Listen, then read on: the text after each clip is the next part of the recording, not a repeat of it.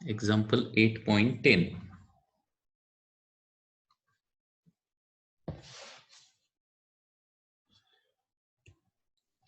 Two charges of magnitude 5 nanocoulomb. Two charges of magnitude, first charge किती आहे बघा 5 nano कुलुम्ब आहे, म्हणजे 5 into 10⁻⁹ coulomb. Second charge has the magnitude of -2 nanocoulomb. So -2 into 10⁻⁹ coulomb. Placed at the point. First charge जो आहे त्याची position P1 आहे आणि ती किती आहे 200. अँड सेकंड चार्जची जी पोझिशन आहे ती आहे 2000. हे सेंटीमीटर मध्ये 2000 in a region of the space where there is no other external field. Find the electrostatic potential energy of the system. So electrostatic potential energy of the system find out करायचं आहे आपल्याला. आता first position आणि second position जर बघितली तर त्या दोघांच्या मधला आपल्याला डिस्टन्स लक्षात येईल. ओके, बघा फर्स्ट जो आहे तो कुठं आहे 200 ला आहे, म्हणजे एक्स ऍक्सिस वर 2 सेंटीमीटरला आहे, आणि दुसरा जो आहे तो 2000 ला आहे, म्हणजे एक्स ऍक्सिस वर 20 सेंटीमीटरला आहे. म्हणजे यांच्यामध्ये डिस्टन्स किती येणार, पहिला 2 सेंटीमीटर आणि दुसरा 20 सेंटीमीटरला आहे, कारण त्यांच्यातलं सेपरेशन माहिती पाहिजे ना पोटेन्शियल एनर्जी काढायला. तर त्यांच्यातलं सेपरेशन किती येणार आहे, R = 20 - 2 म्हणजे 18 सेंटीमीटर हे त्यांच्यामधलं सेपरेशन येणार 1 आणि 2 मधलं, याला R12 असं आपण म्हणूया. ठीक आहे, आता डायरेक्टली पोटेन्शियल एनर्जीचा फॉर्म्युला वापरूया.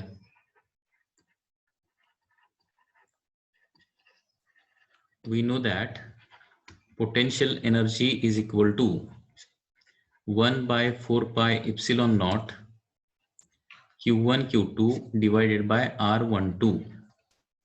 So 1/4πε0 ची व्हॅल्यू तुम्हाला माहिती आहे, it is 9 into 10⁹ Q1 into Q2 5 into 10⁻⁹ into -2 into 10⁻⁹ divided by R12, that is 18 centimeter, 18 into 10⁻². So this potential energy is coming to be 9 न 18 ला डिवाइड केलं तर 9 2s are 18, परत 2 न -2 ला डिवाइड केलं तर इथं -1 राहणार. ओके, आता बघा 10⁻⁹ 10⁻⁹ कॅन्सल होत आहे, आणि 10⁻⁹ डिवायडेड बाय 10⁻², म्हणजे 10⁻⁷ राहणार, आणि इथं 5 राहणार, आणि हे मायनस साइन राहणार. So -5 into 10⁻⁻7 joule. So this is the potential energy. Okay, -5 into 10⁻⁻7 joule. हे आपण असंही लिहू शकतो, -0.5 into 10⁻⁻6 joule, आणि -6 ला काय म्हणतात, मायक्रो म्हणतात. -6 is called as micro. -0.5 micro joule असं देखील आन्सर लिहू शकतो. हे मायक्रो नाही लिहिलं तरी पण चालतं. अभ्यास चाललाय ना व्यवस्थित, अभ्यास भरपूर करा. आता कुठला टॉपिक घेतलाय प्रिपरेशन साठी सांगा, बॅकग्राऊंडला कुठला घेतलाय जरा असं सांगितलं तर बरं होईल, आणि तो लवकरात लवकर कंप्लीट करायचा आहे.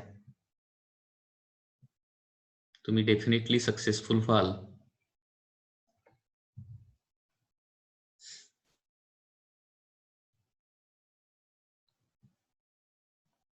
Next example number 8.11.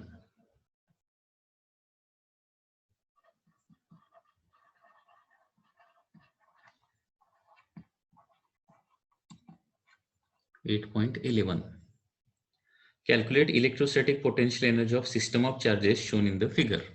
आता इथं काय केलेलं आहे, एक डायग्रॅम दिलेला आहे, डायग्रॅम, आणि त्या डायग्रॅम वरून electrostatic potential energy find out करायची आहे.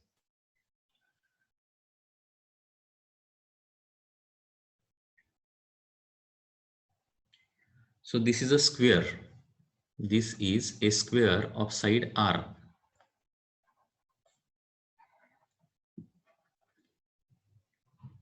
आणि चार्जेस ठेवलेले आहेत इथं प्लस क्यू, इथं प्लस क्यू, आणि इथं आहे मायनस क्यू,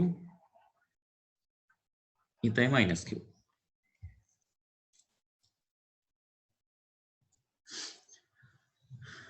ओके, तर याला कॉर्नर नंबर 1 म्हणूया, याला कॉर्नर नंबर 2 म्हणूया, याला कॉर्नर नंबर 3 म्हणूया, आणि याला कॉर्नर नंबर 4.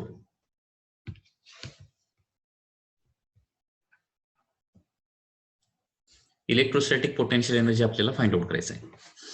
आता अगोदर हे चार्जेस लिहितो मी Q1 मध्ये. Q1 किती लिहिणार, Q. Q2 किती लिहिणार, Q. Q3 मायनस Q, आणि Q4 मायनस Q. त्यासोबत चार्जेस मधला डिस्टन्स लिहूया. 1 आणि 2 मध्ये डिस्टन्स म्हणजे R12. R12 हे किती येणार बघा डायग्राम वरून, R येणार. R23, 2 आणि 3 मध्ये देखील Rच येते. त्याच्यानंतर R34, 3 आणि 4 नंबर मध्ये Rच येते. R14 किंवा 41, 4 आणि 1 मध्ये डिस्टन्स देखील Rच आहे. त्याच्यानंतर 1 आणि 3 मध्ये डिस्टन्स किती आहे, 1 3 आणि 2 4, कारण ते पण कॉम्बिनेशन येणार ना. पण पोटेन्शियल एनर्जी काढताना काय करतोय आपण, जेवढे नंबर ऑफ म्हणजे नंबर ऑफ पॉसिबल कॉम्बिनेशन, जेवढे नंबर ऑफ पेअर्स पॉसिबल आहेत त्या सगळे पेअर्सचे मल्टिप्लिकेशन करतो, बरोबर आहे ना. म्हणजे हे बघा, 2 चार्जेस असतील तर एकच पेअर तयार होते, त्याच्यामुळे formula Q1 Q2 by R12 येणार. 3 चार्जेस असतील तर 3च पेअर होतात, 1 2 1, 2 3 1 आणि 1 3 1. ओके, त्याच्यामुळं तेवढे 3च डिस्टन्स लागणार. आणि 4 चार्जेस असतील तर 6 पेअर्स तयार होतात, 1 2 2 3 3 4 आणि 4 1 1 आणि 1 3 1 आणि 2 4 1, एवढे पेअर्स तयार होतात. मग आता 1 3 लिहूया, R13 डिस्टन्स किती येईल जरा सांगता येते का बघा, डायरेक्टली लिहिलं तरी चालतं. R13 म्हणजे हा डायगोनल येणार आहे, डायगोनल. किती येणार डायगोनल असं वाटतंय,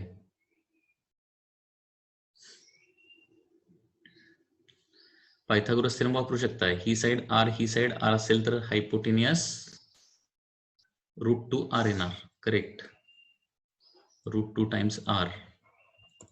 आणि R24 पण तेवढंच येणार, डायगोनल येणार, √2 टाइम्स R. ठीक आहे. आता पोटेन्शियल एनर्जीचा डायरेक्टली फॉर्म्युला लिहूया. पोटेन्शियल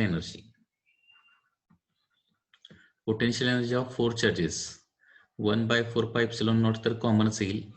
ब्रॅकेटमध्ये सगळ्या पेअर्स लिहूया, Q1 Q2 by R12 plus Q1 Q3 by R13 plus Q1 Q4 divided by R14. आता 2 पासून चालू करायचं, Q2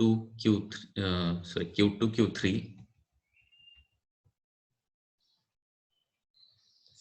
bye R23 plus Q2 Q4 divided by R24 plus Q3 Q4 divided by R34.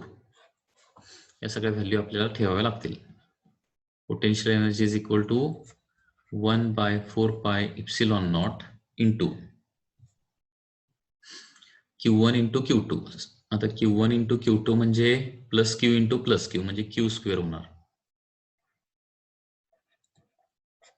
Divided by R12 R आहे. कसं चालू करायचं, 1 2, त्याच्यानंतर 1 3, त्याच्यानंतर 1 4. आता 1 3 म्हटलं तर काय होणार, Q इंटू मायनस Q म्हणजे minus Q square divided by √2R plus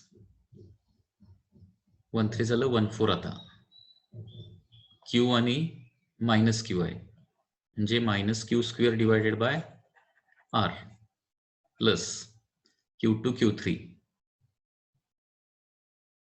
Q into minus q आहे, म्हणजे minus q square divided by r plus त्याच्यानंतर 2 4 plus q into minus q square divided by √2r आणि शेवटची term कुठली 3 आणि 4 मध्ये minus q q square होणार plus q square divided by distance is r. लिहिलेलं बरोबर आहे का बघा? 2 √2च्या टर्म आणि बाकीच्या सगळ्या आरच्या टर्म येणार आहेत.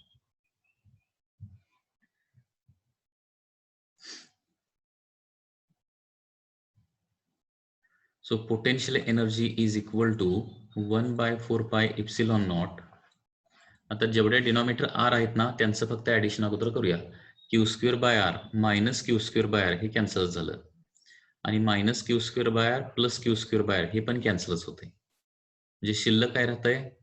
Minus q square by √2r minus q square by √2r म्हणजे 2 times minus q square by √2r फक्त राहतं.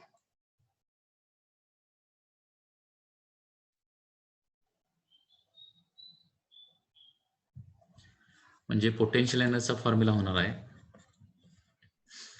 आता पोटेन्शियल एनर्जीचा फॉर्म्युला √2 न 2 ला डिवाइड करूया. √2 फक्त राहणार, मायनस साईन पुढे घेऊया, मायनस साईन न्यूमरेटरला √2 राहणार, बरोबर आहे ना. 2 डिवायडेड बाय √2 म्हणजे √2 राहणार Q square divided by 4 pi epsilon not r. This is your final answer.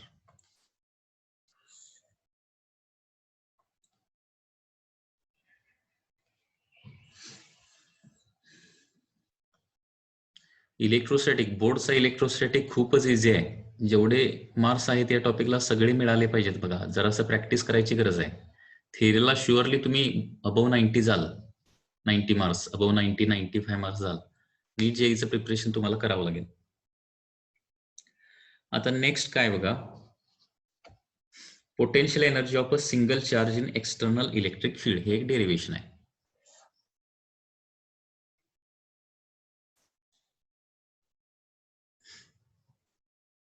Potential energy of a single charge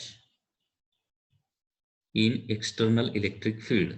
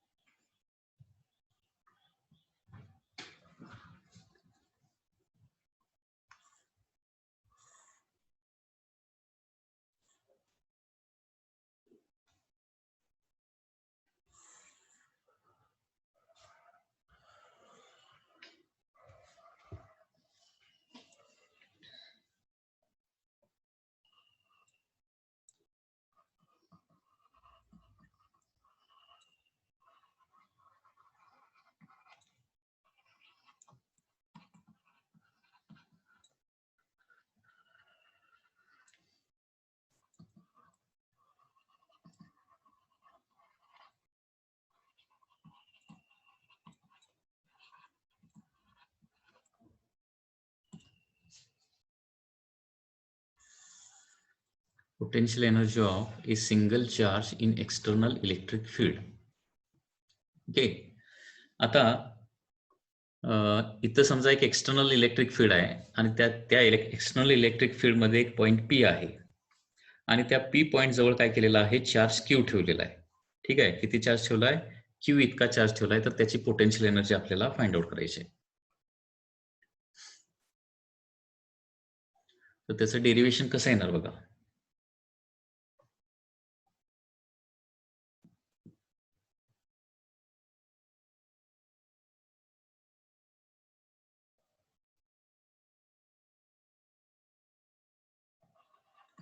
Consider a charge q. Consider a charge q is placed in external electric field, external electric field at position P. बघा derivation कसं येणार बघा. Consider ए charge Q. पुस्तकात भरपूर काय काय दिलंय, एवढं काय लिहायची गरज नाहीये. ओके, मेन पॉइंट त्याच्यामधले काय काय आहेत बघा. Consider A charge Q placed in external electric field at position P. म्हणजे एक एक्सटर्नल इलेक्ट्रिक फील्ड आहे आणि त्याच्यामध्ये पी या पोझिशनला क्यू हा चार्ज आपण ठेवलेला आहे. ठीक आहे. आता इलेक्ट्रिक फील्ड म्हटलं की प्रत्येक पॉइंटला इलेक्ट्रिक पोटेन्शियल असणारच आहे. ओके, इलेक्ट्रिक फील्ड म्हटलं की प्रत्येक पॉइंटला इलेक्ट्रिक पोटेन्शियल असणार आहे. Okay, let phi is equal to electric potential at point P. P पॉइंटचं इलेक्ट्रिक पोटेन्शियल किती आहे, सपोज फी आहे. आता इलेक्ट्रिक पोटेन्शियलच्या डेफिनेशन कडे आपण थोडंसं जाऊया. इलेक्ट्रिक पोटेन्शियल म्हणजे काय असतं, work done to bring unit positive charge from infinity to that point. बरोबर आहे ना. युनिट पॉझिटिव्ह चार्जला इन्फिनिटी पासून तिथपर्यंत आणण्यासाठी होणारं वर्क डन म्हणजे पोटेन्शियल असतं. Okay, we know that electric potential म्हणजे काय असतं, electric potential is work done to bring unit positive charge, work done to bring unit positive charge from infinity to point P. बघा, electric potential म्हणजे काय आहे, work done to bring unit positive charge from infinity to point P म्हणण्यापेक्षा to that point असं म्हणूया. To that point याला काय म्हणतो आपण, इलेक्ट्रिक पोटेन्शियल असं म्हणतो. इथपर्यंतचा पार्ट काय काय आहे तो लक्षात आला का बघा. काय काय लिहिलंय बघा पुन्हा एकदा. Consider a charge Q is placed in external electric field at position P. Phi is the electric potential at that point.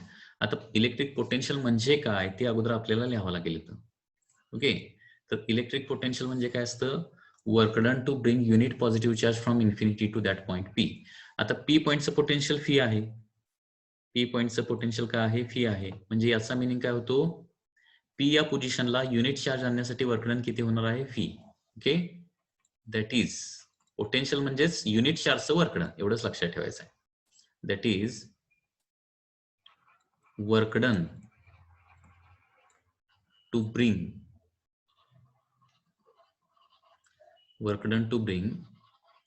Unit positive charge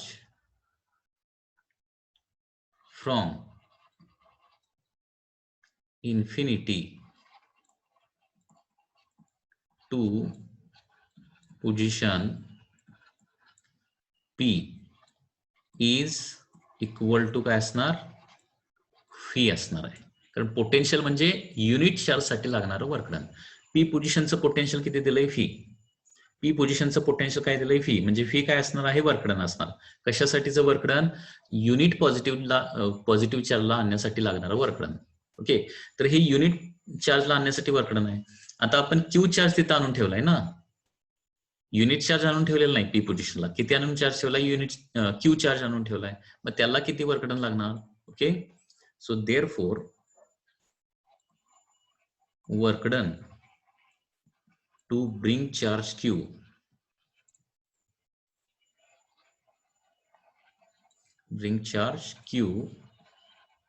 from infinity to position P is W is equal to काय येणार आहे, fee into Q येणार. हे कसं लिहिलं लक्षात येते का बघा. सुरुवातीला काय लिहिलं, इलेक्ट्रिक पोटेन्शियल म्हणजे काय हे आपण लिहिलं. इलेक्ट्रिक पोटेन्शियल म्हणजे काय असतं, थोडक्यात work done for unit charge to bring that from infinity to the position. Okay, potential म्हणजे थोडक्यात वर्क डन असतं, युनिट चार्ज साठी लागणारं वर्क डन. आता पी पोझिशनचं पोटेन्शियल किती आहे? फी आहे. म्हणजे याचा अर्थ काय झालं? फी हे काय असणार आहे? वर्क डन असणार आहे. कशासाठीचं? युनिट चार्ज साठीचं वर्क डन. परंतु पी या ठिकाणी आपण युनिट चार्ज आणून ठेवलेला नाहीये, क्यू चार्ज आणून ठेवला आहे. मग युनिट चार्जला म्हणजे एक कुलोम चार्जला फी पोटेन्शियल लागत असेल तर क्यू कुलोम चार्जला 1 सेकंड बघा, 1 कुलोम चार्जला फी इतकं वर्क डन लागत असेल तर क्यू कुलोम चार्जला किती वर्क डन लागणार? फी क्यू लागणार.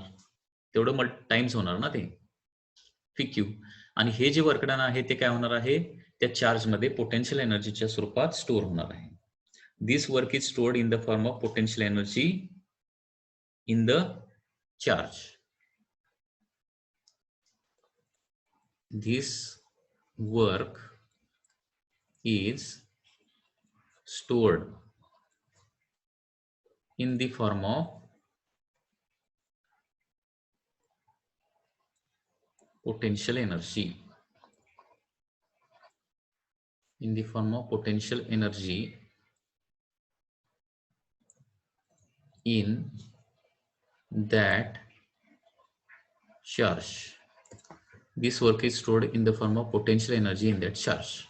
Okay, so therefore final आपला फॉर्म्युला येणार potential energy is equal to W. म्हणजेच potential energy is equal to काय येणार आहे? Phi Q. So this is our final formula. म्हणजे थोडक्यात सगळं डिस्क्रिप्शनच आहे, जास्त कॅल्क्युलेशन या डेरिवेशन मध्ये नाहीये.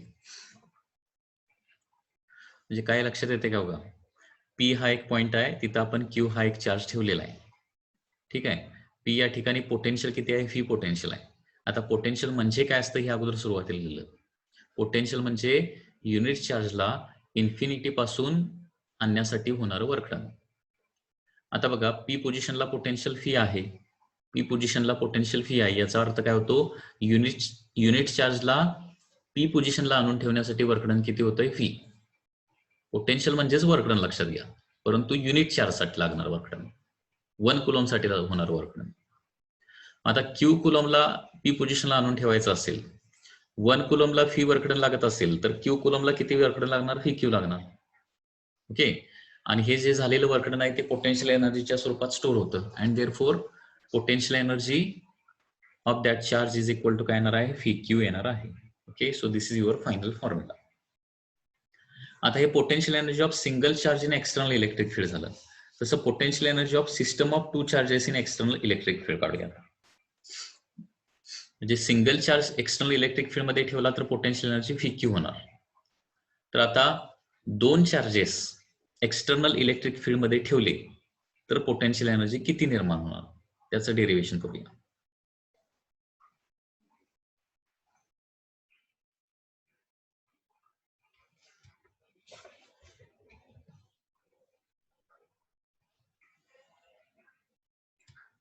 हा, आता बघा नेक्स्ट डेरिवेशन काय असणार आहे?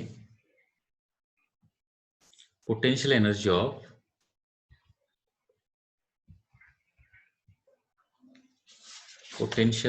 Of system of 2 charges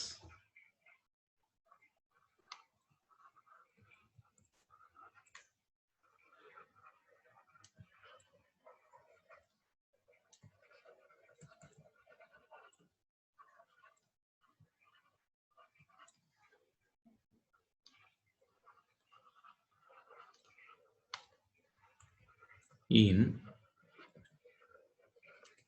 external electric field.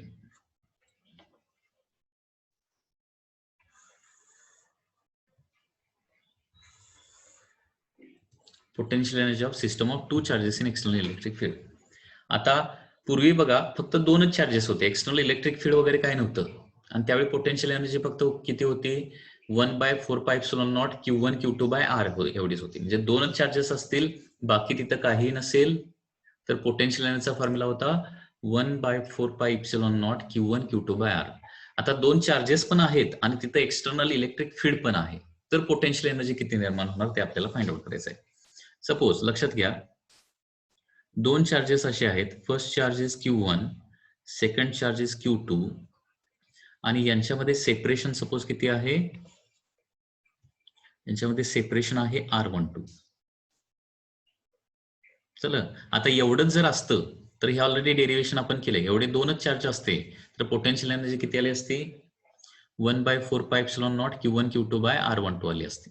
आता काय आहे इथं एक्सटर्नल इलेक्ट्रिक फील्ड पण आहे. आता एक्सटर्नल इलेक्ट्रिक फील्ड म्हणजे प्रत्येक पोटेन्शियल प्रत्येक पॉइंटला काय येणार आहे, सपोज ही पोझिशन 1 आहे, ही पोझिशन 2 आहे, प्रत्येक पोझिशनला पोटेन्शियल पण येणार.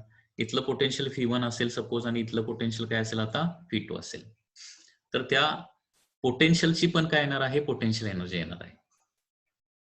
अशी एकूण पोटेन्शियल एनर्जी इथे येणार आहे. ओके बघा, potential energy of system of two charges in external electric field. नेहमीप्रमाणे आपलं sentence, consider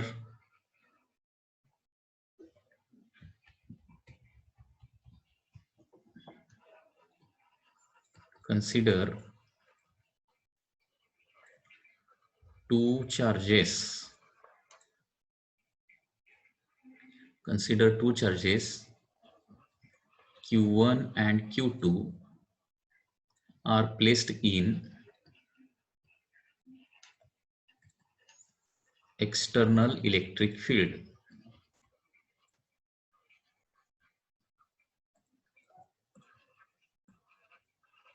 external electric field Q1 Q2 हे दोन चार्जेस आहेत, एक्सटर्नल इलेक्ट्रिक फील्ड मध्ये ठेवलेले आहेत. External electric field at positions, कुठे ठेवलेले आहेत, पोझिशन्स 1 and 2 ठेवलेले आहेत. ठीक आहे, त्याचबरोबर आता लिहूया त्यांच्यामधलं डिस्टन्स. लेट R12 म्हणजे काय आहे, सेपरेशन किंवा डिस्टन्स, काही लिहिलं तरी चालणार. Separation between charges Q1 and Q2. त्याचबरोबर काय आहे, V1 V2 त्या पोझिशनचं पोटेन्शियल आहे. V1 and V2 is equal to electric potentials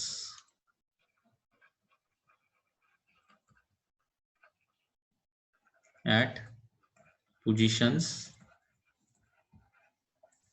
1 and 2. 1 आणि 2 चं इलेक्ट्रिक पोटेन्शियल V1 V2 आहे. आता बघा, V1 पोटेन्शियलच्या ठिकाणी Q1 चार्जला आणून ठेवण्यासाठी होणारं वर्क डन आता जस्टच आपण बघितलं ना. हे बघा, V पोटेन्शियलला Q चार्जला आणून ठेवण्यासाठी होणारं वर्क डन किती होतंय, VQ.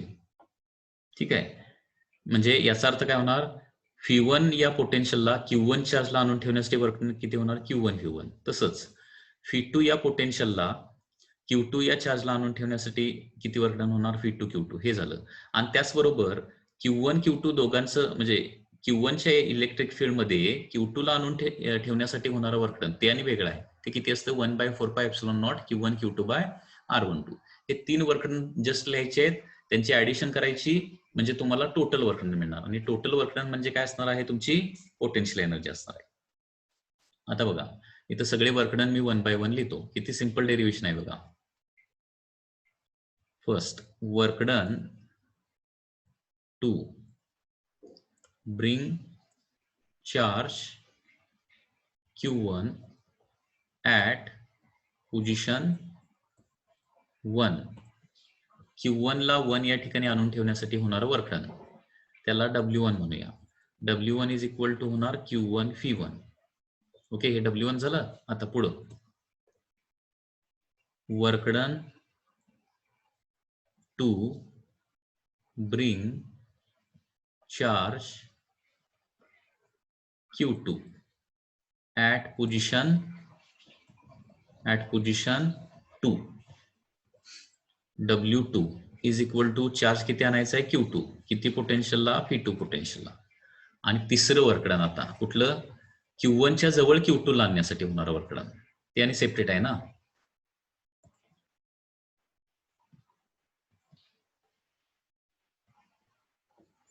Work done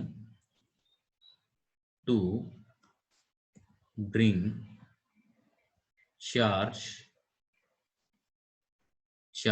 work done to bring charge Q2 near Q1 किंवा against electric field of Q1 म्हणूया. Charge Q2 against electric field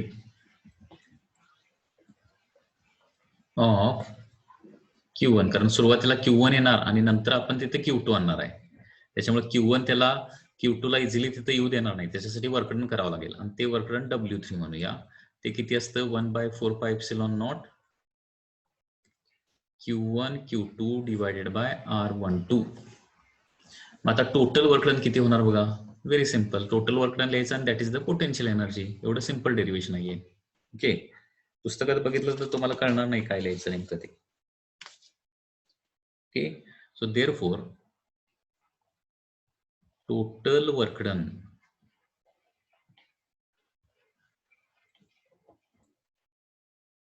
W is equal to W1 plus W2 plus W3 म्हणजेच होणार Q1 V1 plus Q2 V2 plus 1/4πε0 Q1 Q2 divided by R12. आता हे work काय होतं नेहमीप्रमाणे sentence. This work is stored in the form of potential energy. This work is stored in the form of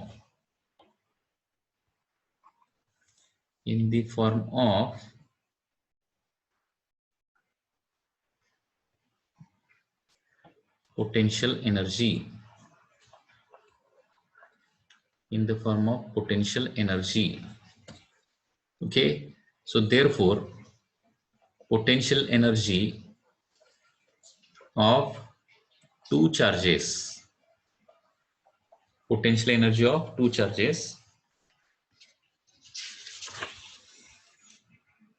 potential energy of two charges when placed in external electric field, placed in external electric field.